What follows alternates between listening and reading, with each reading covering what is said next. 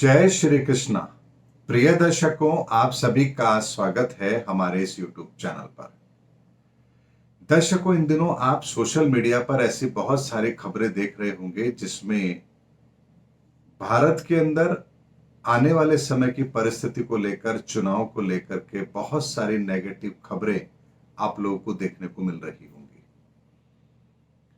उनमें कुछ खबरें ऐसी भी आ रही हैं कि अब प्रधानमंत्री नरेंद्र मोदी जी का गेम ओवर हो चुका है और अब 2024 में वो प्रधानमंत्री नहीं बनेंगे।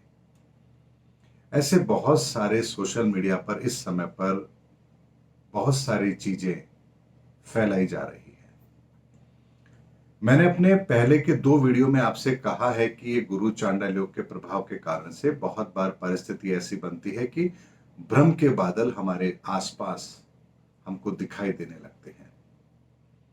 लेकिन आज का ये वीडियो बहुत ही महत्वपूर्ण होने वाला है, क्योंकि आज के इस वीडियो के अंदर मैं आपको जून से लेकर के और दिसंबर तक और वहां से मई 2024 तक, यानी कि प्रधानमंत्री नरेंद्र मोदी जी का जो कार्यकाल रहेगा, अब जो शेष है उनका, उस कार्यकाल के संदर्भ में वर्तमान परिस्थितियां किस तरह का उनको माहौल देने वाली है, क्या होगा, एक विशुद्ध ज्योतिषीय आकलन में आपको आज के इस वीडियो में दे रहा हूं।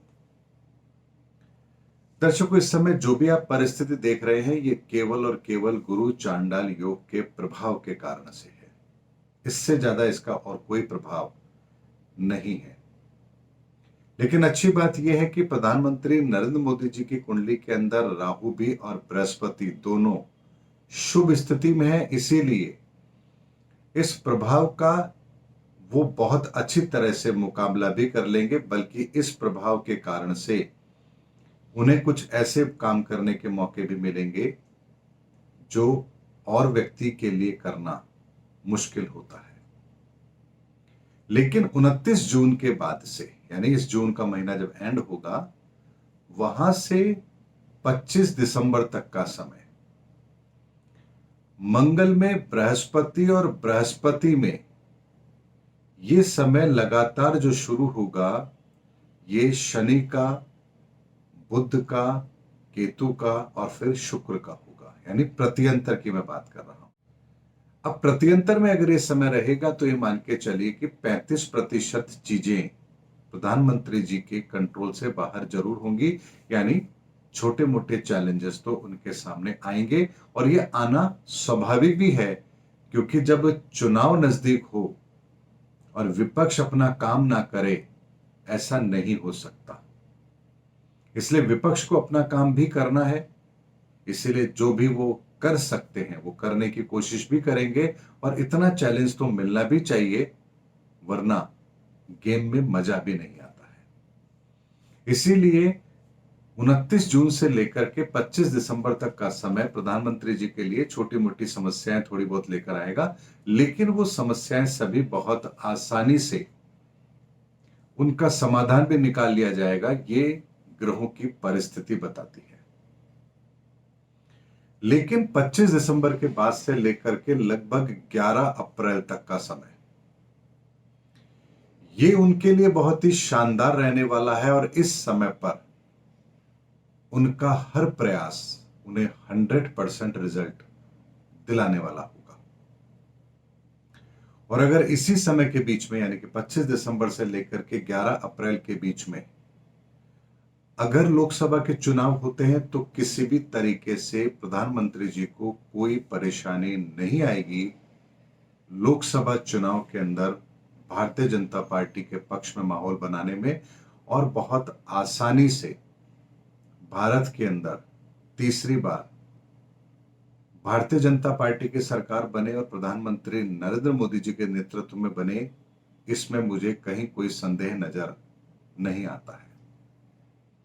लेकिन 11 अप्रैल के बाद से शनि का एक समय शुरू होगा उनकी कुंडली के अंदर, और उसके बाद से लगातार उन्हें चुनौतियों का सामना जरूर करना पड़ेगा। लेकिन मंगल की महादशा है, इसीलिए चुनौतियों का मुकाबला तो वो आसानी से कर लेंगे। लेकिन अंतर में शनि का आना निस्संदेह उनके लिए चुनौतियों को बढ़ाने वाला है। और मई के बाद में यानी कि जून 2024 से, तो मैं आपको पहले ही कहता आ रहा हूं कि आर्थिक मंदी का प्रभाव भारत में भी देखने को मिलेगा। और आर्थिक मंदी से बाहर निकलना, देश को बाहर निकालना, ये कोई साधारण काम नहीं है। लेकिन चूंकि मंगल की दशा है, इसीलिए वो इस काम को भी बेहतर ढंग से कर पाएंगे, क्योंकि मंगल उनकी कुंडली में राजयोग बना रहा है। लेकिन जून 2024 के बाद से लगभग 1.5-2 साल का समय रहेगा, 2026 तक का समय आप ये कह सकते हैं। ये समय उनको कई बड़ी चुनौतियों का सामना जरूर करवाएगा। ये यूं कह सकते हैं कि बड़े सुधार को करने के लिए उनको प्रेरित जरूर करेगा। और ये समय कुछ अलग हटके होगा। इसका आकलन हम आने वाले समय में करेंगे, लोकसभा चुनाव के बाद इसका अगर हम विश्लेषण करें तो ज्यादा बेहतर है। अभी करना थोड़ा जल्दबाजी होगा।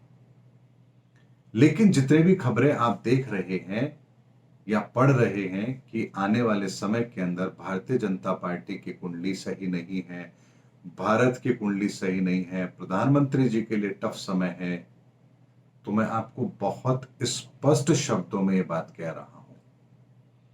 मुझे यहां किसी भी तरह का कोई संशय नहीं है इस बात को कहने में कि 70% से ज्यादा पावरफुल है उनकी कुंडली इस समय पर ग्रहों की परिस्थिति को मैनेज करने में।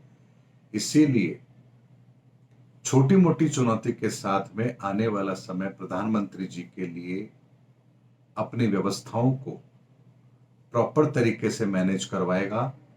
और लोकसभा चुनाव से पहले तक का समय उनको बड़ी उपलब्धि भी दिलाने वाला है। इसीलिए किसी भी तरह की परिस्थितियों का निर्माण हो रहा हो, लेकिन सफलता के दरवाजे तक वो जरूर पहुंचेंगे। ऐसा मेरा उनकी कुंडली के आधार पर एक विशुद्ध ज्योतिषीय आकलन है। इसीलिए आने वाले समय के अंदर जो सत्य के मार्ग पर होगा, जो देश हित में कार्य करेगा, ये बात मैं हर व्यक्ति के लिए कह रहा हूं। मैं, आप, एक साधारण व्यक्ति या भारत के प्रधानमंत्री या दुनिया के 800 करोड़ लोगों में से कोई भी क्यों ना हो, जो व्यक्ति ईमानदारी के साथ कार्य करेगा, देश हित को आगे रखकर चलेगा, परमात्मा की इच्छा से कार्य करेगा, प्रकृति के संदेशों को, उसके नियम कायदों को समझेगा, जीत केवल उसे ही मिलेगी। क्योंकि थोड़े समय के लिए आप परिस्थिति को अपने अनुकूल कर सकते हैं किसी और तरीके से, उससे आपको मौके मिल सकते हैं, लेकिन सफलताओं के लिए मौके की नहीं, एक लंबी स्ट्रेटेजी की जरूरत पड़ती है।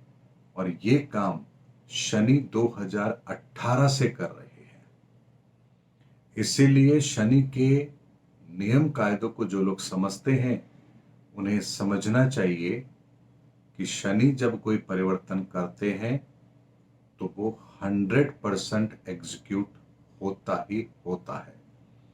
और अगर युग परिवर्तन का दौर चल रहा है तो ऐसा नहीं होगा कि थोड़ी सी परिस्थितियां बदलें और परिणाम पूरे बदल जाएं। क्योंकि मैं 2018 से कहता आ रहा हूं, युग परिवर्तन का समय है, भारत का भविष्य बहुत उज्जवल है और विश्व के अंदर भारत के नेतृत्व को दुनिया स्वीकार करेगी। और उसके लिए जो कुछ भी भारत के हित में होगा, प्रकृति उसी तरह के परिणाम भारत को अवश्य देगी। इसीलिए मैंने आपके सामने एक डिटेल फोरकास्ट रखा है, कुंडली एनालिसिस, प्रधानमंत्री नरेंद्र मोदी जी के उनके ग्रहों के आकलन के साथ में गोचर को कनेक्ट करते हुए मई 2024 तक के चुनावों को मद्देनजर, उसको बीच में ध्यान में रखते हुए एक डिटेल आकलन दिया है। चुनाव अप्रैल के प्रथम सप्ताह से पहले होने आवश्यक है, ये बात निश्चित है। और यदि ऐसा हुआ तो भारत का भविष्य उज्जवल जरूर होगा। प्रधानमंत्री जी तीसरी बार शपथ जरूर लेंगे। उम्मीद करता हूं दर्शकों, मेरा वीडियो आपको जरूर पसंद आया होगा। अगले वीडियो में आपसे फिर भेंट होगी, तब तक हमारे चैनल पर बने रहिए। जय हिंद, जय भारत।